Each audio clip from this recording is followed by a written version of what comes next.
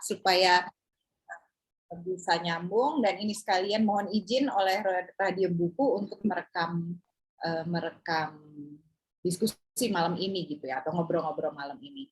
Oke, semua bersedia ya dan nanti sebagaimana Undang-Undang ITE kita juga harus sampaikan bahwa hasil rekaman ini akan diunggah ya Mas ya. Dan semoga teman-teman bersedia yang sudah hadir di sini untuk berada di materi yang diunggah bersama. Gitu.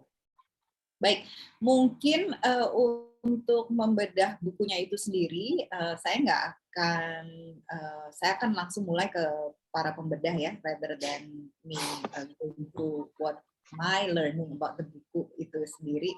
Jadi saya persilahkan Mas Wawan terlebih dahulu untuk menyampaikan pandangannya dan pengalamannya ngebaca buku ini nih Mas ya, because I'm gonna share my own experience when reading this book as well, mungkin meskipun nggak diminta, but probably sebagai perwakilan dari perempuan gitu ya yang membaca buku ini.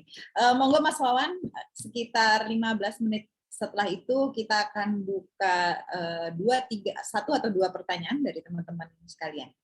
Silakan Mas Wawan. Terima kasih Mbak Vivi. Selamat malam semua. Semoga baik-baik kabarnya dan semangat diskusi kali ini. Banyak hal yang bisa diceritakan tentang novel Koro ini atau Rusuhan Koro. Tapi ya karena waktu 15 menit saya batasi ke 3 hal saja seperti biasa gitu ya.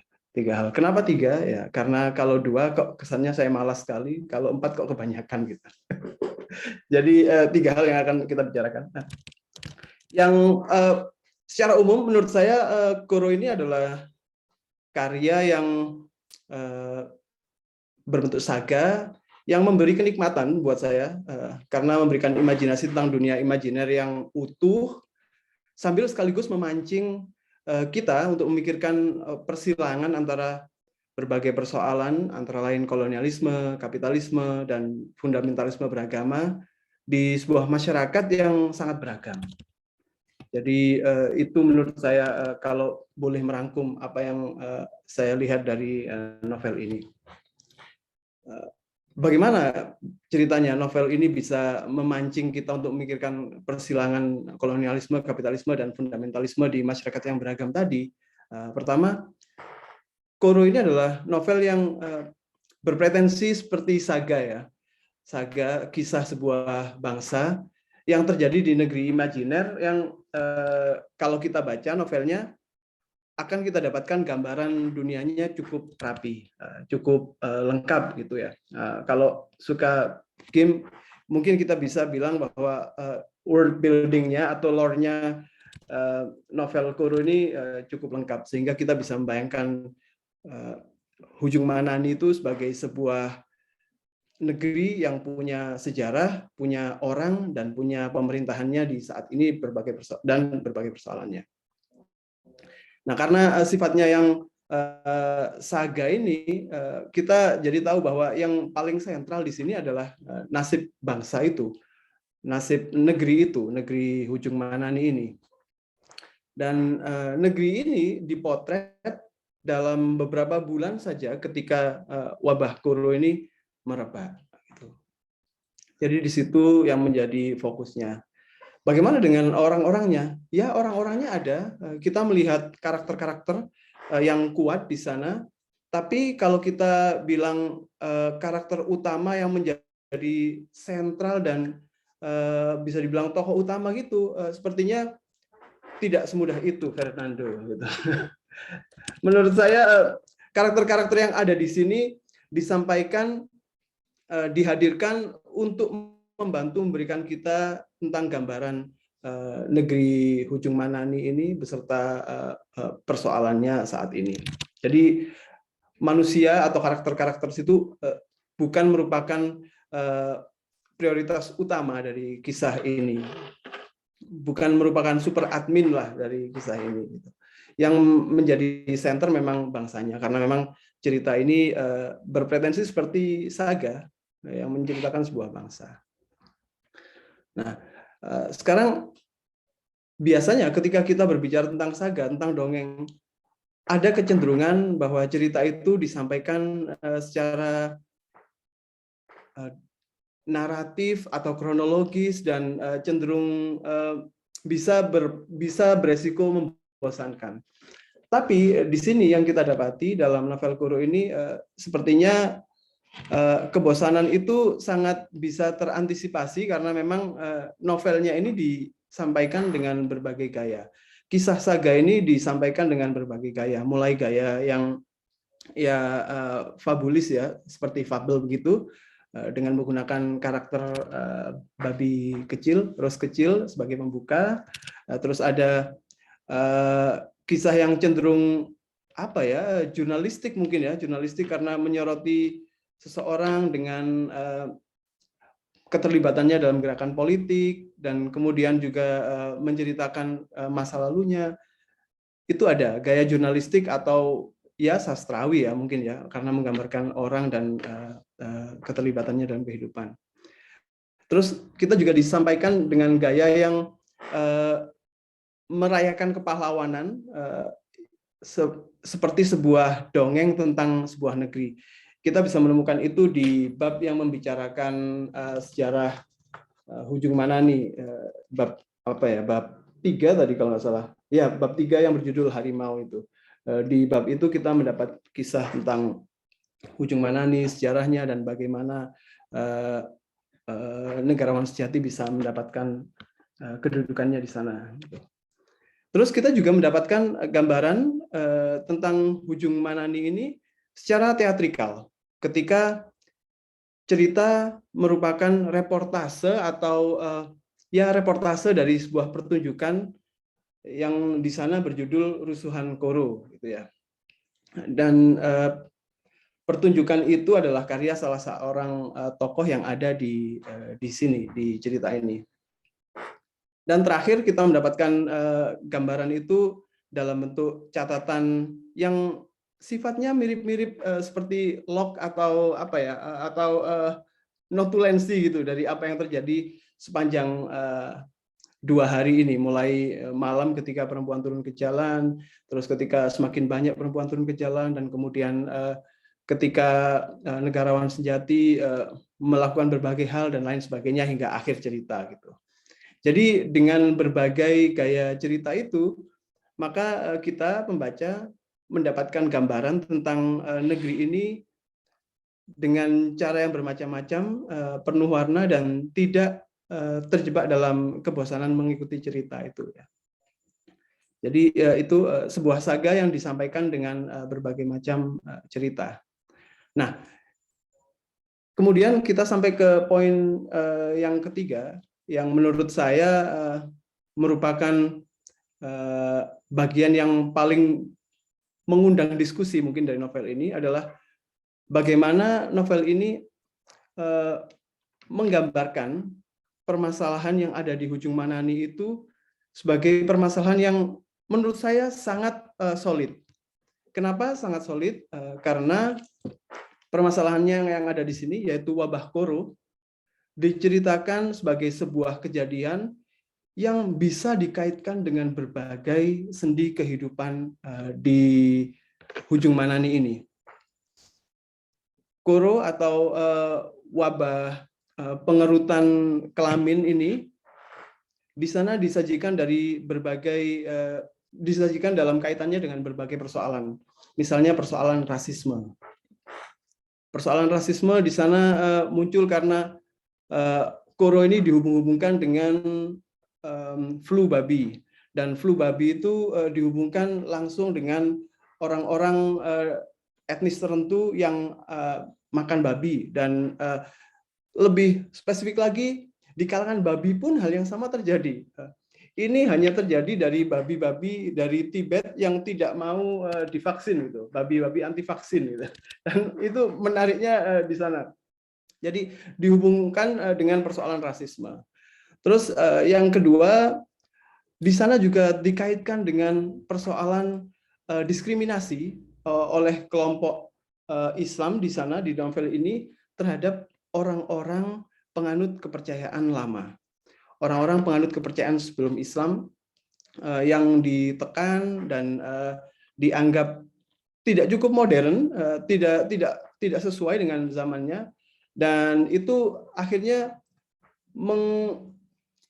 berhubungan dengan sihir dan lain sebagainya yang dianggap tidak mungkin ada dan tidak masuk akal, tetapi pada bagian-bagian tertentu dari novel ini digambarkan sebagai satu hal yang bisa menyebabkan penyakit koro ini, penyakit pengerutan.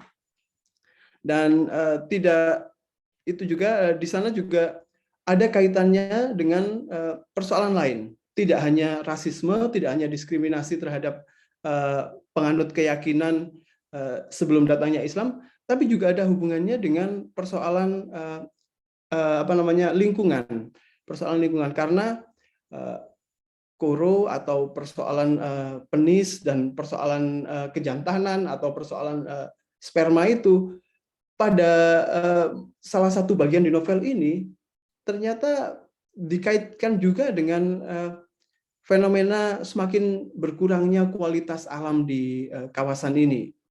Berkurangnya kualitas alam itu karena apa? Ya karena pembangunan, dan yang paling disoroti di sini adalah persoalan plastik yang terjadi karena negeri Hujung Manani ini menerima sampah dari berbagai belahan dunia, Kanada, Prancis dan lain sebagainya, untuk diolah menjadi industri di sana gitu.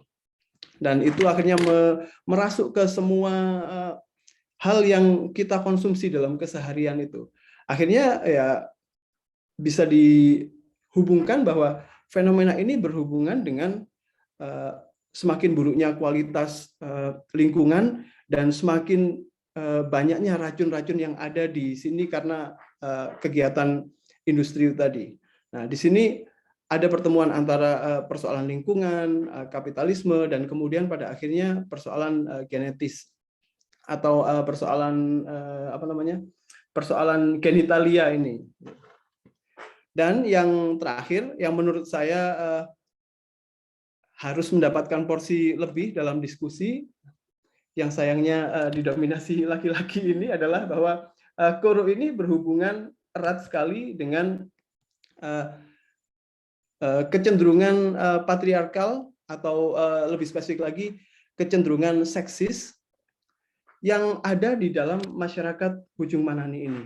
Dan di Hujung Manani ini seksisme itu muncul paling tampak di kalangan kelompok fundamentalis ya. Di kalangan fundamentalis ini mereka menganggap pertama perempuan tidak selayaknya terlibat dalam kegiatan politik dan kegiatan-kegiatan yang menentukan nasib banyak orang begitulah. Dan ada satu bagian yang menurut saya paling membuat jengkel banyak orang mungkin ya, ketika salah satu tokoh di sini, tokoh yang disoroti yaitu Z Baik ini,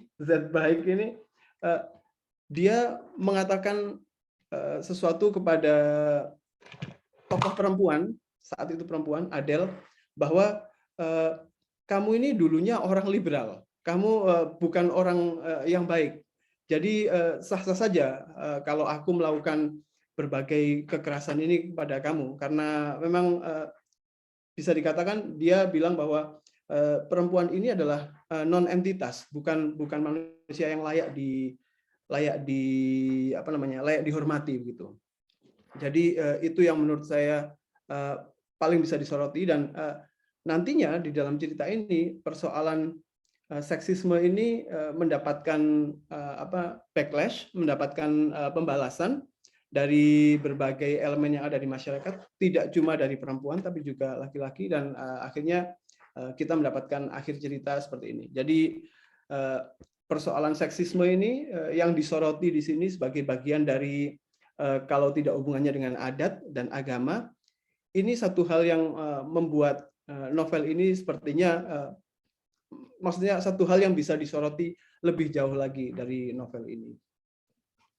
Dan dari tiga hal ini, yaitu penggambaran dunia yang utuh, dunia Hujung Manani yang utuh, dan kedua dari berbagai macam gaya bercerita yang dipakai oleh novel ini untuk menyampaikan kisah tentang Hujung Manani, dan kuatnya keterkaitan antara berbagai aspek kehidupan dengan satu wabah koro ini, menurut saya itu membuat novel ini ya seperti tadi yang saya sampaikan, novel yang sangat bisa dinikmati sebagai sebuah karya imajinasi, tapi juga mengajak atau bahkan memaksa kita untuk memikirkan kaitannya dengan fenomena kolonialisme, kapitalisme, seksisme, dan fundamentalisme beragama di sebuah masyarakat yang pada dasarnya memang sudah sangat beragam gitu.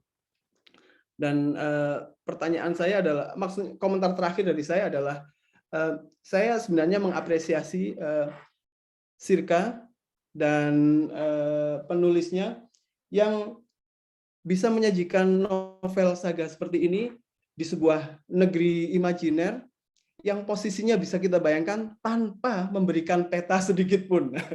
Biasanya kan kalau kita melihat saga itu seperti Game of Thrones atau Lord of the Rings dan lain sebagainya, itu kan kita langsung dikasih peta untuk bisa membayangkan negaranya seperti apa. Dan di sini kita tidak mendapatkan itu, dan akhirnya menurut saya itu bisa memberikan saya, ya memancing saya untuk membayangkan di mana sebenarnya Hujung Manani ini, seperti yang ada di belakang saya ini. Di mana sebenarnya Hujung Manani ini? Dan kalau kita lihat deskripsinya, sepertinya ya di epicentrumnya kebudayaan Melayu ya, antara Riau dan Malaysia. Jadi seperti itu menurut saya. Terima kasih untuk kesempatannya. Terima kasih banyak Mas Wawan dengan 3 poin yang Mas dapat ya dari pengalaman membaca buku novel Koro ini. Menarik banget. Sebelum kita ulas lebih lanjut, saya mau mengundang teman-teman ya yang hadir di sini. If you have questions, mungkin yang bisa langsung ditanyakan ke Mas Wawan terkait penjabaran Mas Wawan tadi gitu ya. Atau mungkin ada teman-teman yang udah cukup beruntung udah baca buku yang sama, terus kemudian kira-kira ada apa ya ketidaksepakatan mungkin atau perbedaan pendapat atau sebaliknya justru mungkin yang sejalan pemikirannya dengan apa yang tadi sudah disampaikan Mas Wawan. Silakan kalau ada pertanyaan, saya undang teman-teman for the next 5 to 10 minutes ke depan before we move on to the next pembicara, Mas Agus Nur. Ada yang mau bertanya mungkin? You can use the reactions itu boleh atau enggak langsung unmute aja dan silahkan bertanya. Kebayang nggak sih teman-teman tadi disebutkan bahwa this book has so many things in dalam satu package gitu ya, berbagai konsep tadi Mas Wawan bilang kolonialisme, fundamentalisme, kemudian rasisme, terus gitu ya Mas ya. Lalu kemudian juga menggunakan gaya bahasa yang beragam juga gitu. Kebayang nggak teman-teman tuh, kalau saya jadi teman-teman pasti akan langsung, wow, this is so interesting, kepengen langsung baca. Gimana teman-teman? Ada yang mau tanya mungkin? Do we have kawan-kawan dari Malaysia di sini? From my understanding is that baik dari Radio Buku sebagai penyelenggara maupun penerbit Sirka ada hadiah ya bagi penanya yang punya pertanyaan yang menarik gitu ya dan yang menggugah obrolan atau diskusi selanjutnya. Silakan kalau ada. Kalau nggak ada, mungkin sementara aku cuma mau nanya aja nih Mas Wawan ya, kalau tadi terkait lokasi, if I'm not mistaken nih Bang Faisal, you refer to Malaysia juga sebetulnya ya, ada penyebutan negara Malaysia, so it's actually semacam referensi yang tadi Mas Wawan bilang, mungkin memang di wilayah epicentrum kebudayaan Melayu gitu ya, because you did mention about Malaysia and you compare Hujung Madani ini dengan Malaysia gitu. So benar seperti itu ya, Bang Faisal. Oke. Yang lainnya, nah kalau untuk Mas Wawan sendiri, Mas, tadi Mas Wawan menyebutkan bagaimana buku ini menggunakan berbagai gaya bahasa gitu ya. Pandangan Mas Wawan apabila dibandingkan dengan buku lain yang mungkin menggunakan satu linier atau satu gaya bahasa linier. How do you think, Mas? Apa pendapat Mas Wawan sebagai dosen sastra dan sebagai dosen sastra ya. Waduh. Kalau menurut saya sih biasanya saga itu kan cerita yang lebih berfokus kepada isinya, lebih berfokus pada menceritakan sebuah dunia dengan berbagai permasalahannya dan orang-orang yang ikut di sana. Nah, itu yang umumnya kita lihat saat ini. Dan saga atau misalnya high fantasy begitu ya, yang mengandung naga dan lain sebagainya itu biasanya ya oke, dalam cerita kita terbawa, tapi kalau kita membacanya cenderung bisa dilewati gitu, karena memang gayanya sama, gaya berceritanya dari awal sampai terakhir sama.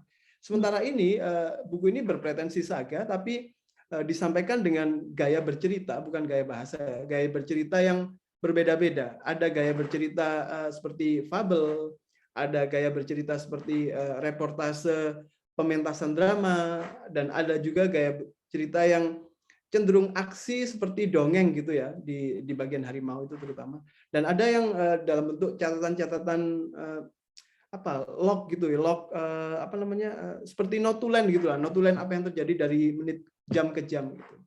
Dan itu membuat saya sebagai penikmat pembaca buku lebih menikmati karya ini, tidak hanya isinya, tidak hanya ideologi yang ingin disampaikan, dongeng yang ingin disampaikan, tapi juga kenikmatan membacanya.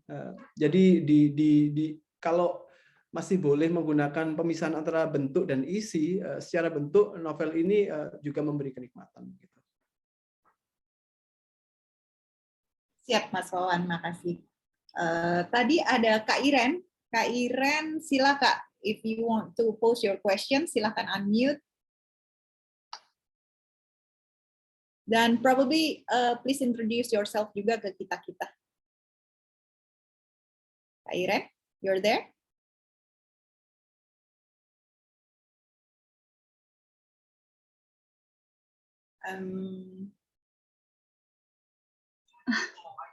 Hello. Yes, hi. I actually got two questions. First, sure. Okay. Mr. Terani, first, is Terani your real name or your pen name? And second, I heard that your book got banned in Malaysia. As far as I know, Malaysian government is rather repressive.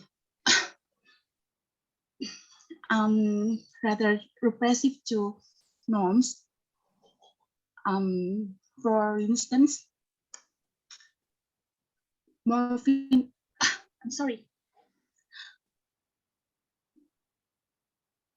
Ya, Kak Iren. Ini anak saya lagi masak, jadi kenapa saya cium asap itu deh, di-mute dulu deh sebentar. Oke, baik. Oke, terima kasih Kak Iren. Mungkin Bang Faisal, karena ini pertanyaannya ke Bang Faisal, nggak apa-apa deh langsung dijawab dulu sama Bang Faisal. Maybe just one first question aja ya, tentang your name. Is it a pen name or is it your real name? Ya, itu pen name. Ya, nama pena. Nama pena ya. Ya, pen name, ya. Baik, Kak Iren, nanti kita lanjut ke sesi Bang Faisal mungkin ya, tapi kita akan lanjut dulu dengan tadi pembahasan dari Mas Wawan. Thank you so much Kak Iren, ditunggu nanti semoga udah selesai masaknya jadi nggak batuk-batuk lagi. Oke, teman-teman yang lain gimana? Ada pertanyaan mungkin? Saya mau menyambut dan menyapa kawan saya yang sudah hadir di sini, juga ada Mas Bambi Cahyadi, you're there. Mas, ada pertanyaan, dan ada Bang Herman Efrianto Tanuf, ini juga penyair dari Kupang. Welcome Bang. Dan kalau ada pertanyaan silahkan. You're gonna find this buku Koro very exciting dan interesting untuk dibaca ya teman-teman. Baik, ada pertanyaan lagi? Ada komentar? If not, then I'll move to Mas Agus ya. Boleh gitu? Mas Wawan nanti tolong ditunggu, siapa tahu begitu kawan-kawan dengar pembicara yang lain, then they will have questions gitu ya, karena mungkin ada beda pendapat. Suun Mas Wawan, silakan Mas Agus. Sama Mbak, terima kasih. Oke, tes sound bagaimana? Suara saya bagus, Bibi. Merdu total. Semoga terdengar bagus. Oke, Terima kasih. Pertama saya ngucapin selamat pada Faisal Tehrani ya atas bukunya Koro ini. Juga ke Sirka yang sudah berani beresiko menerbitkan ke dalam bahasa Indonesia. Saya poin-poin yang ingin sebenarnya saya nyatakan sudah disampaikan oleh Mas Wawan. Jadi biar tidak mengulang, mungkin saya pertama menegaskan atau juga memberi ilustrasi sama memberi beberapa pertanyaan. Ada 3 hal juga, tambah 1 jadi 4 nanti, biar beda sama Mas Wawan. Saya setuju dengan bahwa yang menarik dari novel Koro ini adalah dia menggunakan bagaimana sebenarnya kisah diceritakan. Ada kesadaran narator atau narasi untuk membangun dunia Hujung Manani. Saya sampai tergoda untuk meriset apa makna Ujung Manani ini kan, tapi saya menahan diri gitu.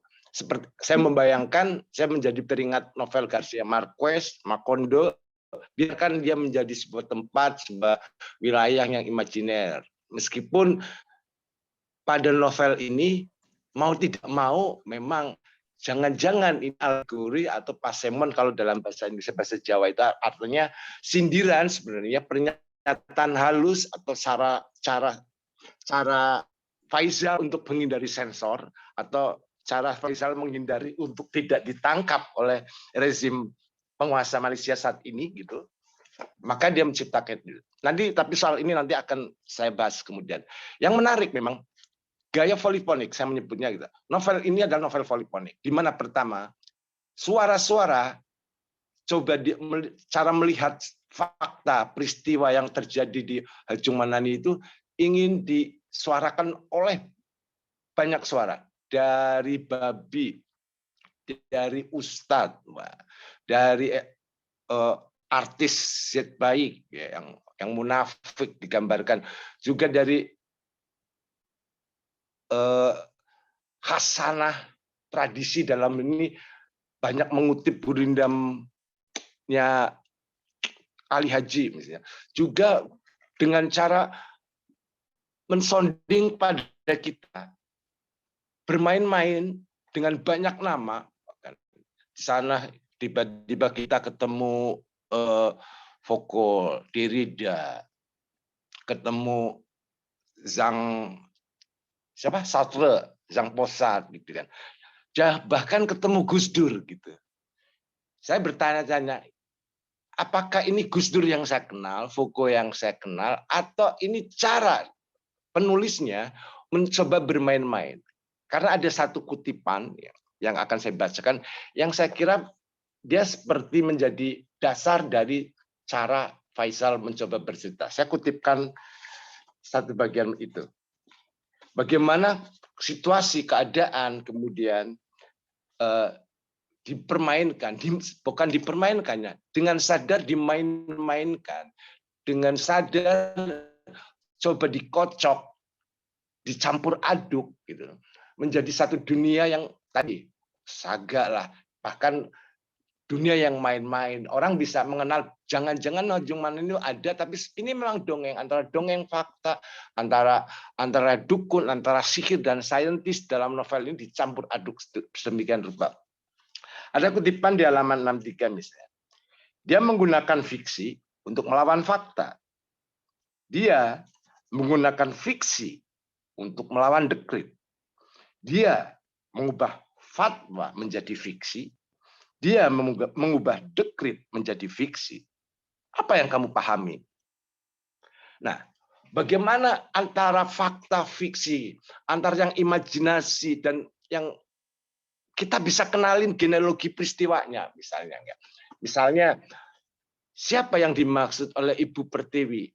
Saya tergoda dalam lanskap Malaysia, saya mencari-cari apakah itu istrinya, siapa yang dituduh sodomi itu, Wan Azizah atau siapa gitu. Lalu siapa yang disebut diktator itu gitu. Siapa yang disebut penguasa itu gitu. Banyak imaji bukan imajinasi yang merujuk mungkin pada peristiwa, dan begitu saya membaca kejadian-kejadian yang diceritakan penulisnya. Saya mencoba kemudian browsing gitu ya. Ada memang persoalan yang kemudian untuk pembaca Indonesia novel ini menjadi relate sekali, menjadi penting karena persoalan tadi seperti Mas Wan bilang soal fanatisme, soal fundamentalisme, soal diskriminasi terhadap LGBT gitu kan, discrimination, juga kekuasaan yang korup gitu, sangat-sangat familiar dengan pembacaan. Nah, tetapi penulis Faisal Dahlan tidak tergoda untuk membenarkan atau berpihak pada satu suara tertentu. Justru dia mencoba bermain-main. Meskipun secara ideologi kita bisa melihat bagaimana sebagai penulis Faisal punya sikap tertentu terhadap isu tadi soal kapitalisme, soal lingkungan. Ada sikap sebagaimana seorang sastrawan berpihak pada apa yang dia yakini gitu ya. Tapi cara cerita ini dituturkan, ini yang menarik. Kemudian saya bertanya, kenapa penulis ini Faisal bercerita dengan gaya seperti itu, dengan gaya polifonik. Dengan gaya polifonik tidak sekedar banyak suara, banyak perspektif, tetapi juga banyak gaya. Seperti disebutkan Mas Wan tadi, ada yang fabel, ada yang bergaya fabel, dongeng, bahkan menceritakan riwayatnya ibu negarawan sejati juga, cara negarawan sejati juga sangat puitis, sangat imajinatif gitu ya, sejarahnya gitu. Bukan dituliskan seperti orang menulis biografi tokoh politik gitu. Pasti ada sesuatu yang ingin disembunyikan Faisal di sana. Juga misalnya gaya jurnalistik, bagaimana si Ahmed Kadir Mohamed, itu tokoh yang saya senengin. Bagaimana jurnalisme kemudian menghamba pada kekuasaan, bagaimana jurnalisme bermain-main dengan kebenaran, di situ dipermainkan. Tetapi cara mempermainkannya itu dengan mengolok-olok, kadang sarkasme, ada anekdot dan segala macam. Nah, yang menjadi pertanyaan tadi saya, kenapa Faisal menempuh cara seperti ini? Apakah ini semacam memang gaya dia? Saya belum baca novel dia yang lain. Apa ini ingin melakukan sesuatu yang kebaruan di sastra Malaysia? Saya juga nanti saya akan ngomong. Saya membaca sastra Malaysia itu sampai angkatan 80 mungkin ya. Kalau penyair tuh mungkin Marsalino kalau gitu. Ya, setelah itu saya nyaris putus kontak dengan penulis-penulis Malaysia, tidak membaca lagi. Faisal jelas gaya penulisan dan cara penulisnya bukan seorang sastrawan yang kalau dalam tradisi Malaysia pingin menjadi sastrawan negara. Karena dia provokatif, bahkan mungkin cenderung, ini mungkin saya bayangkan semacam siapa penulis ayat-ayat setan itu? Bibi, penulis ayat-ayat Salman Rushdie ya. Saya bayangkan Faisal ini Salman Rushdie-nya Malaysia kayaknya, tinggal diharamkan gitu novel Quran. Karena bagaimana dia mengolok-olok dalam satir ya, kita ketawa sampai kemudian termenung gitu. Wahidi gitu. Bagaimana kita Mas Agus, tadi Mas Agus sempat hilang, boleh diulang sedikit nggak? Tadi setelah nyebut Salman Rushdie, kayaknya Mas sempat freeze. Ya. Itu oke. Ya, Faisal saya membayangkan memang Salman Rushdie-nya Malaysia ya, provokatif, mencoba mengolok, sinismenya kuat banget lah.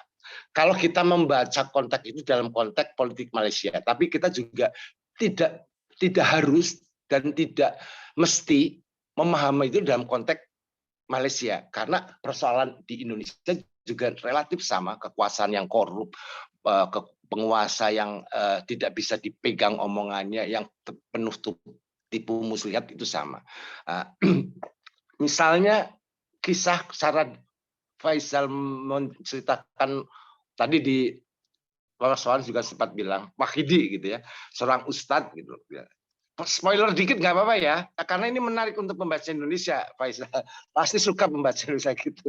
Bagaimana Ustadz gitu, yang merasa dirinya suci, pemegang kebenaran, menguasai umat gitu, tapi membenci, penuh kebencian pada kaum minoritas LGBT, tiba-tiba berubah kelaminnya. Gitu. Cara Faisal menggambarkan perubahan kelaminnya menarik. Aku buka nanti. Ini Vivi maaf ya. Ada yang menyimbul dari celah vagina Andele gitu. Aku gitu aku suka lah. Nah, si Wahidin itu berubah menjadi perempuan gitu, berubah kelaminnya gitu. Dan ketemulah yang disebut jawaban oleh Zaid Baik, seorang artis gitu. Kalau sekarang ya di Indonesia ini Opik Pak ya, seorang penyanyi religius gitu ya. Tapi kalau ini diunggah dia ini bukan pelecehan, ini paralelisme atau penggambaran aja untuk konteks Indonesia gitu. Banyak penyanyi gitu yang dikenal sebagai baik, penyanyi religi, tapi kemudian melakukan kekerasan seksual pada Wahidi yang sesungguhnya yang sudah berubah menjadi Adele yang sesungguhnya adalah Wahidi gitu. Nah, lalu terjadilah kejadian yang kalau kita baca akan terkejut dengan imajinasi dan cara Faisal menceritakan. Saya ketawa terus gitu. Nah, itu poin-poin ini, bahwa dengan gaya seperti itu yang polifonik, suara dengan banyak gaya, saya jadi tadi apa sih maksudnya Faisal? Jangan-jangan ini memang kesadaran Faisal untuk mencoba mengalegorisasi atau mensimbolisasi bagaimana kebenaran, fakta, peristiwa bisa dilihat dengan berbagai cara, seperti yang terjadi hari ini di medsos, gitu kan. Bahkan saya membaca ini seperti membaca semacam tweet pada Twitter gitu. Kayak Faisal memberikan satu komentar atau cerita, yang lain kemudian menanggapi dengan mungkin tanggapan itu tadi, karena dia tidak linear, tiba-tiba ada perspektif lain yang kalau kita tidak membaca teliti menjadi kehilangan konteksnya. Apa itu, Mbak? Nama-nama tiba-tiba muncul, ini nama ini siapa sih? Baru dijelaskan kita atau di depan gitu. Seperti komentar pada tweet atau sebuah tweet war kalau istilahnya perang media di Twitter itu, perang komentar satu tema itu bisa ada yang meledek dengan candaan, ada yang serius, ada yang ketawa ketiwi dengan sindiran, ada yang langsung bawa golok gitu, marah-marah dan segala macam. Nah, situasi ini sebenarnya ditangkap dengan gaya itu, gaya yang dipilih oleh Faisal. Saya bisa merasakan ini menggambarkan bagaimana kebenaran, bagaimana satu fakta hari ini bisa dimainkan, dicampur adukkan demikian rupa, dan nanti di belakang kita tahu sikap pengarangnya. Tapi bahwa satu kejadian bisa ditanggapi dari sudut apapun, dengan gaya apapun, dengan cara, barangkali inilah realitas hari ini yang begitu ciamik, begitu bagus, menarik, diceritakan dengan gaya yang dipilih oleh Mas Faisal dan gaya polifonik itu.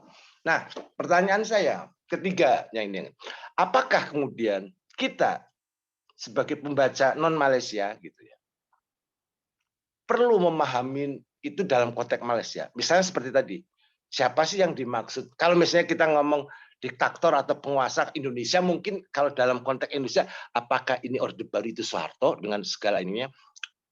Siapa itu sejarah negarawan sejati, seorang perempuan yang disebut Pertiwi, pernah dikejar-kejar dan pernah pergi dan diselamatkan oleh simpatisan Gus Dur di pesantren di Jawa. Gitu.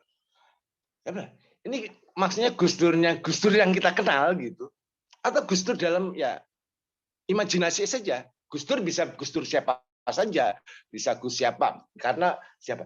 Nah, ini yang menarik. Faisal tidak menjelaskan kita Misalnya karena dia sedang bermain-main menurut saya. Gus Dur biarlah apakah orang menganggap itu Gus Dur beneran atau enggak. Karena kalau dalam teknik menulis kan begitu satu tokoh muncul pasti akan diyakinkan dan dipertegas siapa tokoh itu. Kalau ini sebenarnya bagaimana Foucault, Derrida, kamu, Simone de Beauvoir itu bisa muncul memberi maklumat untuk ibu negarawan sejati mendapatkan Nobel gitu. Ini kan cara mencampur adukan waktu, bermain-main itu menjadi representasi kebenaran hari ini sih menurut saya. Seperti kita ada hoax dan segala macam, bagaimana kebenaran dimain-mainkan, digunakan untuk kepentingan dan berdasarkan kepentingan, bagian ayat-ayat dikutip untuk dipermainkan sesuka hatinya gitu, tergantung kepentingan politiknya. Dan ini yang coba digambarkan oleh dengan sangat menarik, dengan tentu saja tadi karena tidak linear kita memang membutuhkan semacam waktu yang khusus. Dalam khusus itu waktu khusus itu memang kita niat untuk membacanya dengan teliti karena kalau enggak pasti banyak hal yang kemudian terlewatkan. Nah, pada keempat ini yang tambahannya. Sebagai pembaca kita sebenarnya juga tidak perlu mencoba mengkontek-kontekkan itu sebagai peristiwa politik di Malaysia.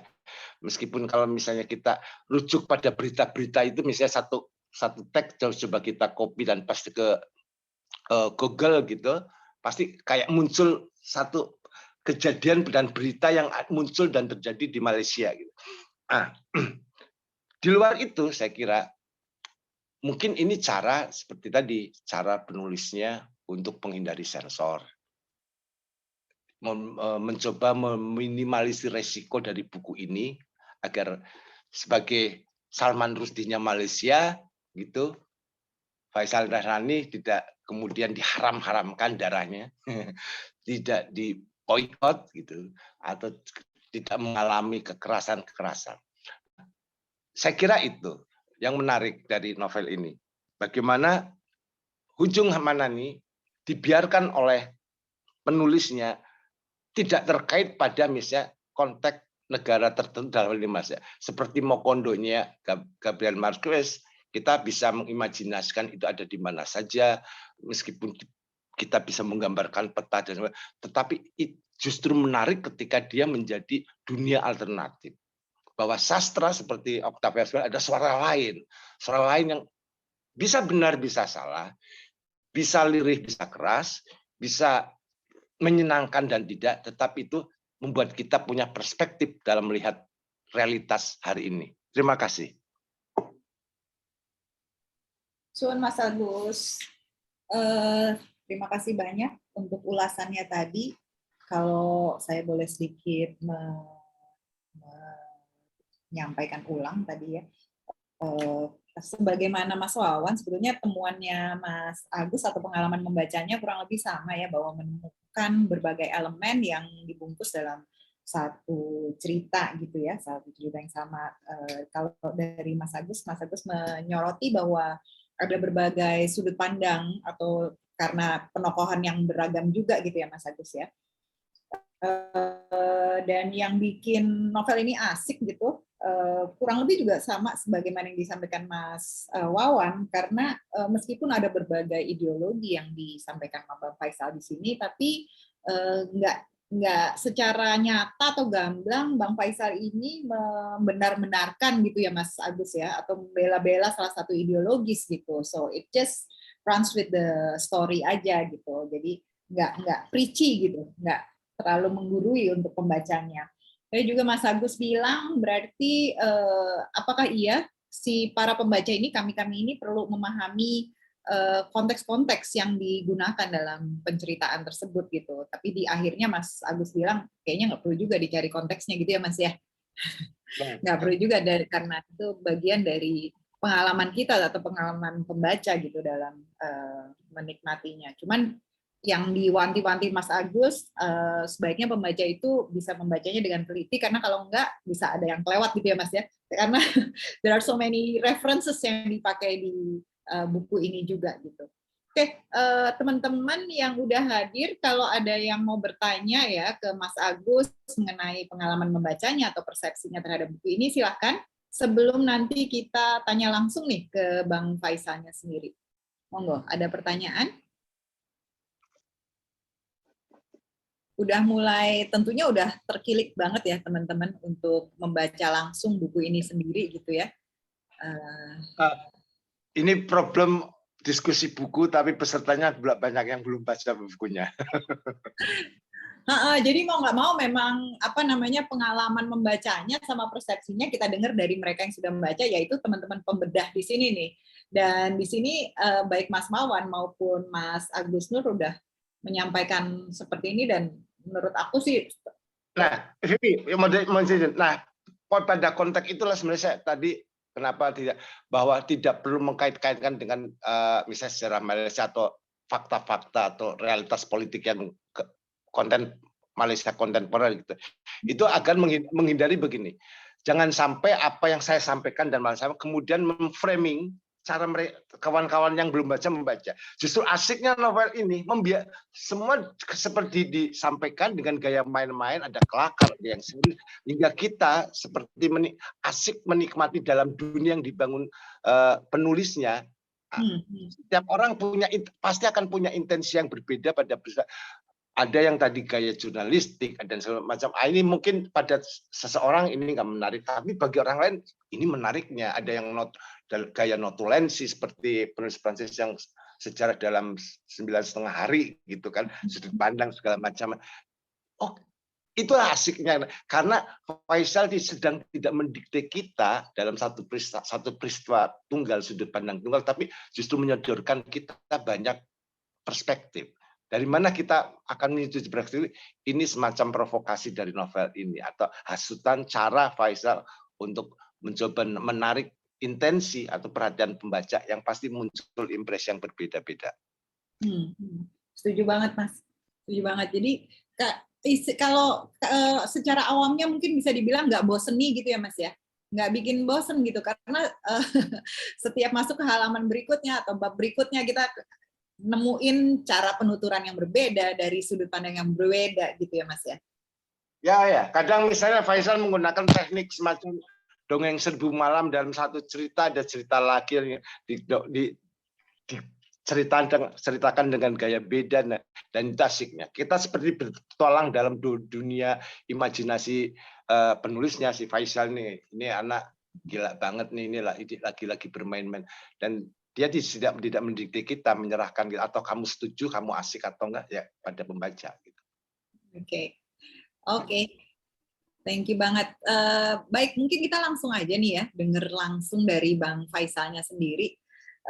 Salah satu yang kami dengar nih Bang Faisal ya, sebelum dimulai gitu ya, kita pengen tahu tentang apa sih yang nge-trigger Bang Faisal untuk started writing this novel gitu ya. Biasanya setiap penulis tuh kan ada tuh ya yang bikin nge-trigger dia untuk, oh gue saat ini akan nulis this particular topic atau this particular tema gitu, dengan cara gaya bahasa yang sama. Mungkin Bang Faisal bisa cerita ke kita juga nih, gimana nih awalnya penulisan buku novel Koro ini?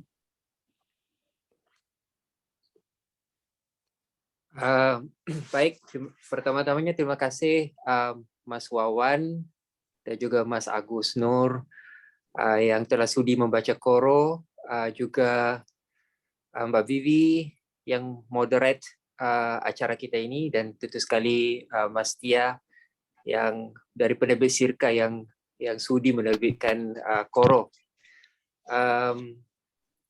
Asyik sekali perbincangannya ya. Satu problem bedah buku ialah penulisnya ikut serta diskusi buku. Harusnya bedah buku penulisnya tidak ikut serta ya. Saya mula terilham, I get this idea to write this particular novel ya, sekitar tahun 2008, selepas membaca satu tulisan blog itu seorang bekas former chief editor, a very influential chief editor di Malaysia, namanya Kadir Jasim, tentang penyakit Koro. sebelum itu saya tidak pernah mendengar itu penyakit koro itu apa.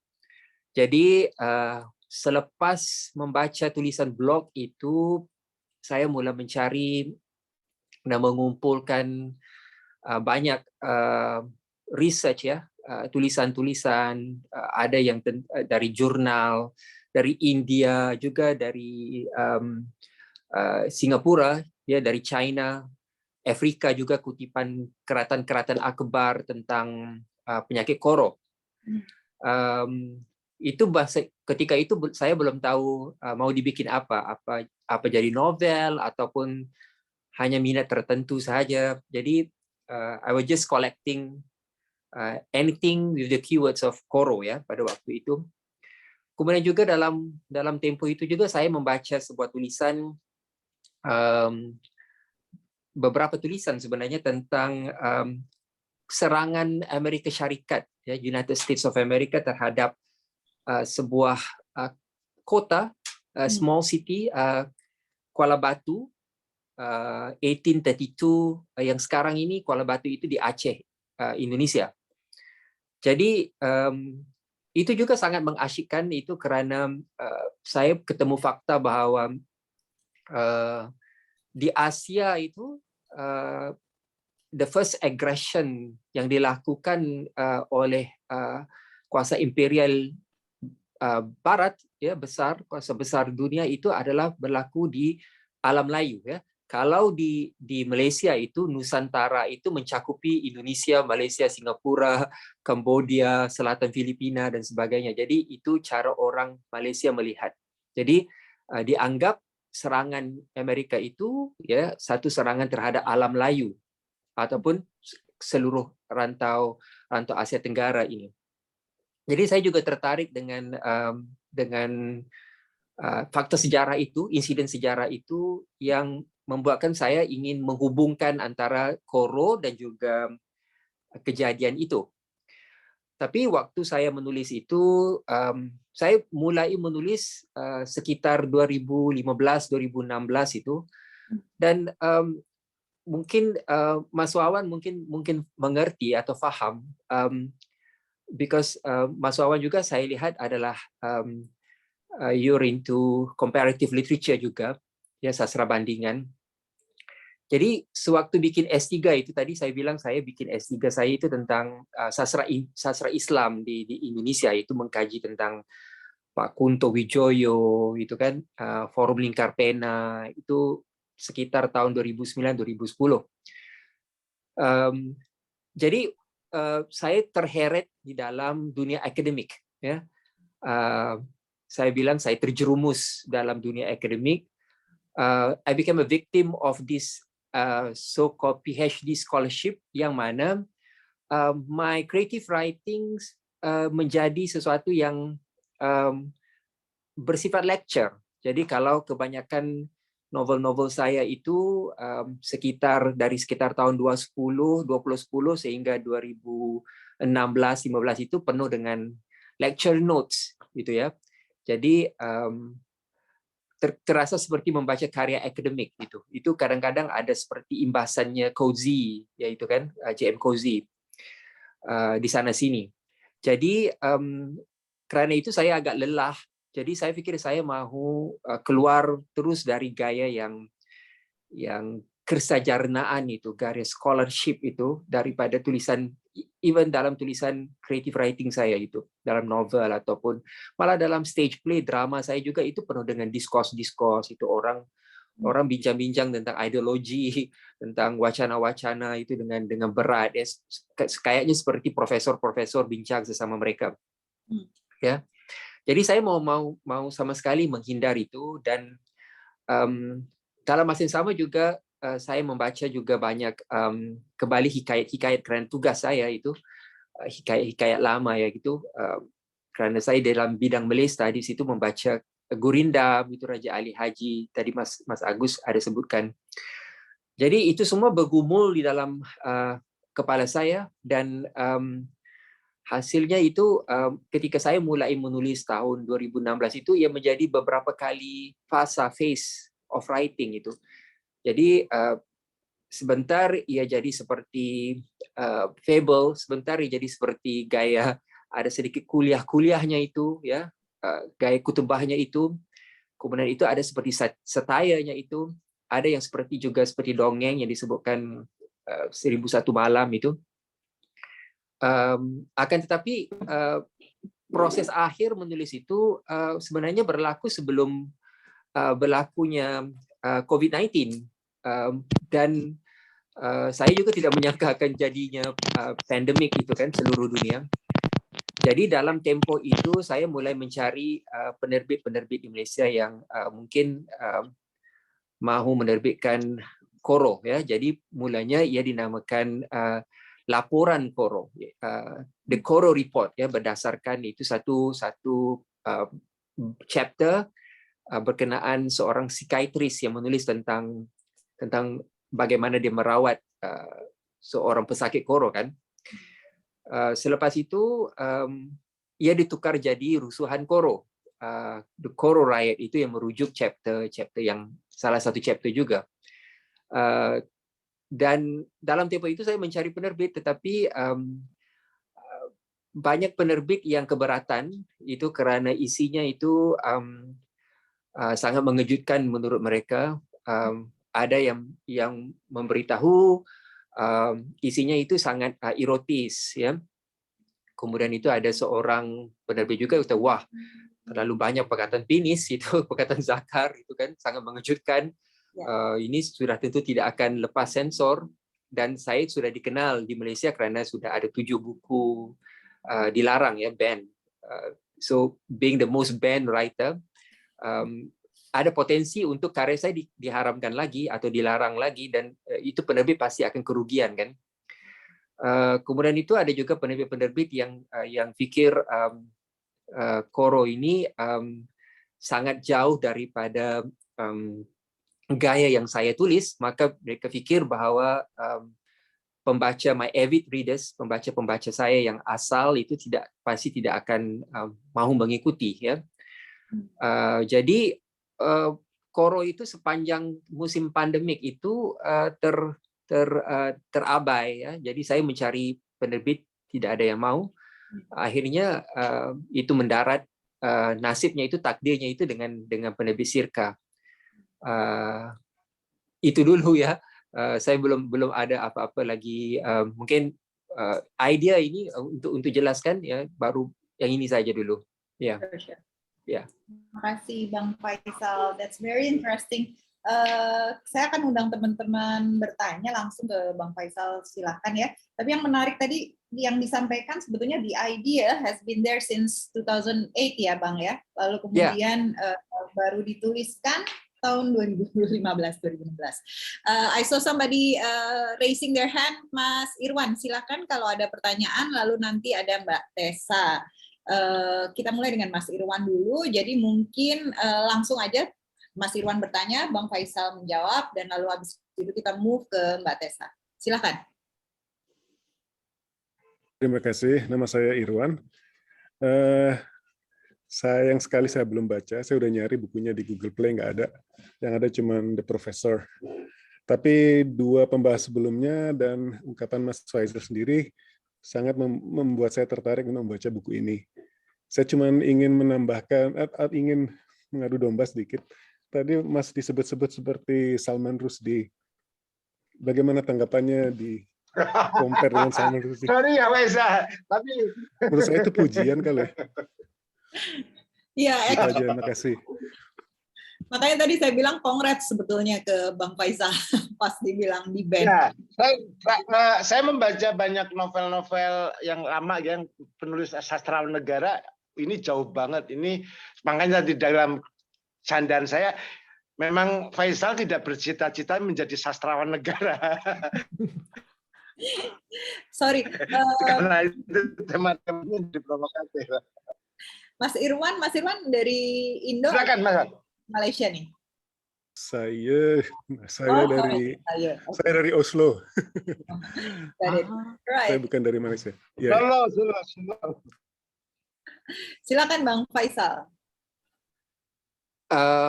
Itu apa soalannya? Apakah cocok dikaitkan dengan Salman Rushdie ya. Bagaimana tanggapannya? Yeah, how do you feel being regarded as Salman Rushdie? Saya pernah membaca novel-novel Salman Rushdie juga. In fact, saya membaca The Satanic Verses juga. Ya, novel Midnight Children itu antara novel yang saya suka juga ya. Ya itu saja. Sama ada sesuai atau tidak itu satu yang diberikan oleh Mas Agus ya. Jadi bukan untuk saya untuk mengomentarinya itu. Okay, sure. Ya, lalu kemudian Bang Irwan masih ada pertanyaan lagi. You might want to press him, for example, gimana, ada rasa bangga nggak misalnya being, like 7 of his books have been banned gitu di Malaysia. How would that make him feel gitu? Kalau menurut saya, kalau di ban tapi sudah dibaca dulu sih nggak masalah menurut saya. Malah itu seperti publication freely. Betul. Ya, sukses terus Bang. Terima kasih Mas Irwan. Mbak Tessa, silakan Mbak Tessa.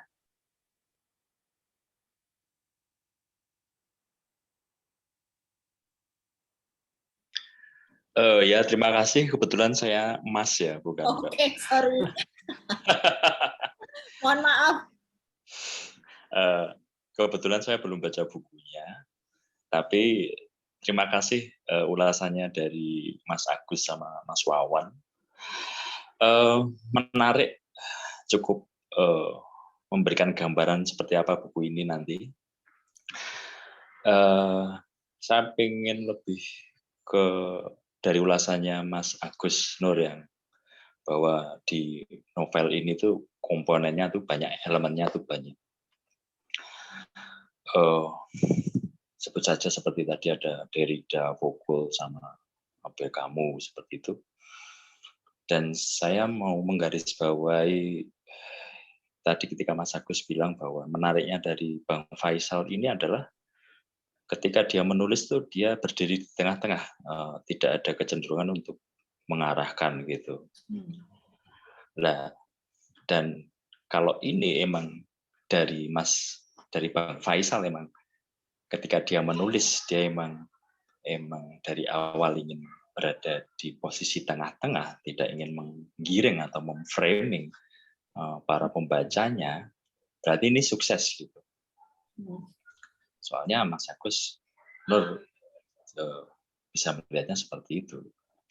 Nah, untuk ke Bang Faisal, gimana sebagai penulis itu bisa stay objective and not emotionally gitu, tetap berada di tengah-tengah gitu, bahwa tidak ada kecenderungan untuk mengarahkan gitu. Soalnya menurut saya gimana pun juga mungkin ada sebuah kecenderungan gitu ya yang kalau enggak hati-hati atau enggak disadari penuh gitu, ada kepleset, ada pembacanya bisa melihat bahwa penulisnya itu ada kecenderungan bagaimanapun juga gitu. Tapi ini dari ulasannya Mas Agus bisa diterima bahwa Mas Faisal itu bisa berdiri di tengah-tengah persis gitu. Nah, saya ingin tanya kepada Bang Faisal gimana caranya gitu. Terima kasih, matur nuwun. Suwun Mas Tessa. Itu kan kalau dalam salah sebuah chapter itu dalam Koro itu ada suatu bab semacam pertunjukan ataupun teater. Jadi saya juga sebenarnya adalah seorang penulis stage play itu di sini di Malaysia ya. Jadi saya mahu melihat peristiwa-peristiwa yang saya bentangkan itu, juga karakter-karakter itu sebagai seorang penonton, sebagai audien, ya, tanpa terlalu menghakimi. Akan ada sikap saya di situ, ya, suara saya di situ, tetapi dengan penuh berhati-hati itu saya coba mencabut dalam proses editing saya itu yang berkali-kali banyak tahun itu kan, menempuh banyak tahun itu, saya coba mencabut suara saya yang supaya tidak terlalu banyak ya, supaya tidak terlalu dominan, seperti mana karya-karya saya sebelum ini yang banyaknya menggunakan lecture notes itu. Jadi saya kira proses suntingan itu kalau yang agak membantu saya untuk dan sikap saya itu bahwa saya harus menulis sebagai seorang audien, orang yang menonton atau orang yang melihat daripada pelbagai peristiwa atau insiden yang sedang berlaku di hadapan mata saya. Ya. Baik. Terima kasih Bang Faisal. Mas Tessa, apakah cukup menjawab pertanyaan Mas Tessa tadi? Jadi kalau nggak salah karena sebagai pengalaman sebagai penulis drama, jadi Bang Faisal ini juga menempatkan diri sebagai penonton gitu ya Mas ya. So you detach yourself atau distance yourself from the topik itu sendiri gitu kali ya, from dari message yang tadi Bang Faisal bawa gitu. Benar gitu ya Bang Faisal? Iya, seperti itu. Walaupun sebenarnya seorang penonton juga tentu akan memberikan interpretasi kan saat menonton, juga akan menafsir gitu kan, menilai dan sebagainya. Ya. Oke. Mas Tessa? Oh ya, Bang Faisal, terima kasih. Ya, pengalaman sebagai stage director tadi. Ya, itu cukup menjawab sih. Dan Bang Faisal juga bilang bahwa gimana pun juga saya juga memberikan suara-suara saya di novel itu. Ya, terima kasih itu menjawab. Oke, Sun. Saya lihat ada dua lagi kawan kita di sini. Ada kalau dari ID-nya Elbani dan Mbak Naning ya. Mas El, silahkan. Halo, selamat malam. Salam sejahtera untuk semua. Salam sejahtera. Ya, saya sendiri belum membaca buku novel dari Bang Faisal, tapi lewat perbincangan dan diskusi ini, ketika membaca Roland Barthes, dia menulis tentang kematian penulis. Lalu yang lahir itu adalah pembaca. Nah, di sini saya melihat Mas Faisal dalam proses menulisnya, seperti yang dibahas oleh Mas Agus tadi, bahwa banyak cara di sana menempatkan posisi dalam menulis. Nah, yang saya mau tanyakan kepada Bang Faisal, bagaimana Faisal bisa tertarik untuk membuat pembaca itu lahir kembali. Membuat pembaca itu selalu lahir menjadi orang-orang baru dalam membaca karya Bang Faisal. Terima kasih. Mungkin itu. Terima kasih Bang Eli. Bang Eli dari mana nih Bang? Dari NTT, dari Indonesia Timur. Kawan Bang Herman ya. Thank you Bang. Ya. Bang. Silakan Bang Faisal kalau mau menanggapi. Itu soalannya itu tentang yang saya paham itu bagaimana apa ya? How would the writer or an author helps the rebirth gitu ya, rebirth of the readers gitu after reading their works. And Bang Eli is referring to the work of Roland Barthes when it comes to the death of the writer gitu Mas. Oke. Baik, kalau dalam posisi saya itu, because I'm the most banned writer in Malaysia, akibatnya saya menulis itu untuk argue. So since I think since 2010 I started writing. Most of my writing is to argue other people. Karena saya itu menjadi seorang pengarang yang mendapat kutukan gitu kan. Kemudian itu dilarang oleh pemerintah, oleh establishment, khususnya religious establishment. Buku-buku saya yang diharam itu kebanyakannya karena saya mempertikaikan religious establishment di Malaysia. Jadi I start to write to argue. Dengan itu tanpa saya sadar juga dalam tempo itu saya menjadikan pembaca saya itu antagonis gitu. Semacam lawan bercakap ataupun lawan berhujah saya. Jadi dalam proses itu yang saya pikir pembaca-pembaca saya itu menjadi hidup, ya. Di saat saya menulis buku, saya mati karena karya saya sudah diterbitkan, sudah ditulis. Tetapi karena saya masih lagi berbicara itu kan, I'm arguing dengan pembaca saya, maka pembaca itu menjadi ia berterusan. Jadi waktu saya menulis itu saya ada 3 phase sebagai seorang writer. As a writer, I have 3 phase of writing, ya. Tadi Mas Agus sebutkan beberapa nama, ya, sejak tahun 80-an Mas Agus pernah membaca karya-karya pengarang Malaysia. I was from that block, from that group, sincerely from this group, ya, sehingga tahun 90-an. Karena pengarang-pengarang di Malaysia itu lahir daripada rahimnya, ya, pemerintah, yaitu karena kami itu semacam diciptakan, ya, oleh kursus-kursus, workshops, ya, writing workshops itu sama sekali berbeda dengan Indonesia, ya. Jadi karena kami itu ada sebuah institusi yang menciptakan pengarang-pengarang yang berbeda sekali dengan Indonesia. Jadi tempo pertama itu saya seperti itu. Jadi saya sudah menulis 25 buah novel. Jadi hampir mungkin 2/4 karya saya itu atau 2/3 karya saya itu adalah semacam itu, kecenderungan itu, ya. Akan tetapi dalam tempo itu juga saya terlibat dengan aktivitas HAM, ya, hak asasi manusia, human rights, yang mana pada waktu itu juga saya mulai mempersoalkan banyak perkara, ya, dalam tulisan, dalam esai saya, dalam drama saya juga. Di dalam 1-2 novel saya mulai mempertikaikan religious establishment, sikap mereka terhadap minoriti, layanan, dan sebagainya. Di situ bermula proses kedua saya, ya, yang waktu saya dilarang dan sebagainya. Dan selepas dilarang itu saya dipinggirkan terus, marginal. Saya mengambil masa yang agak lama untuk kembali ke scene, ya, karena penerbit-penerbit itu agak risau, agak takut untuk menerbitkan karya saya dan sebagainya. Jadi dalam tempo itu saya juga terkeluar daripada mainstream writer, kumpulan mainstream di Malaysia itu, dan membolehkan saya untuk melihat posisi saya kembali, yaitu melihat diri saya.